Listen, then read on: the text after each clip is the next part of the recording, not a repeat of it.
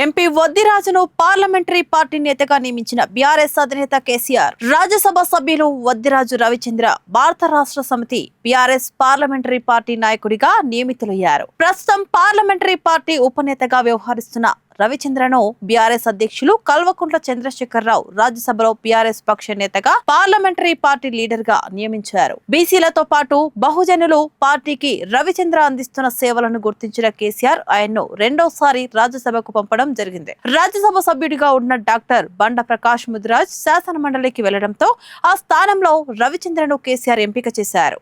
ఆ తర్వాత కేసీఆర్ ఆశీస్సులతో రెండోసారి రాజ్యసభకు ఎన్నికయ్యారు. బీఆర్ఎస్ నుంచి రాజ్యసభకు నలుగురు కేఆర్ సురేష్ రెడ్డి, దేవరకొండ దామోదర్ రావు, డాక్టర్ బండి పార్థసారథి రెడ్డి, వద్దిరాజు రవిచంద్ర ఎన్నికయ్యారు. పార్లమెంటరీ పార్టీ నేతగా ఉన్న సురేష్ రెడ్డి ఇటీవల రిటైర్డ్ కాగా ఆ స్థానంలో రవిచంద్రను బీఆర్ఎస్ అధ్యక్షులు కేసీఆర్ నియమించారు. రవిచంద్ర పదవి కాలం 2030 ఏప్రిల్ వరకు ఉంది. ఆయన పెట్రోలియం, సహజ వాయువు పార్లమెంటరీ స్థాయి సంఘం, బొగ్గు గనుల శాఖ సంప్రదింపుల కమిటీ సభ్యులుగా కొనసాగుతున్న విషయం తెలిసిందే. కేసీఆర్, కేటీఆర్లకు కృతజ్ఞతలు తెలియజేసిన రవిచంద్ర తనను పార్లమెంటరీ పార్టీ నాయకుడిగా ఎంపిక చేయడం పట్ల వద్దిరాజు రవిచంద్ర బీఆర్ఎస్ అధ్యక్షులు కేసీఆర్, కార్యనిర్వహణ అధ్యక్షులు కేటీ రామారావులకు హృదయపూర్వక కృతజ్ఞతలు తెలిపారు. ధన్యవాదాలు చెప్పారు.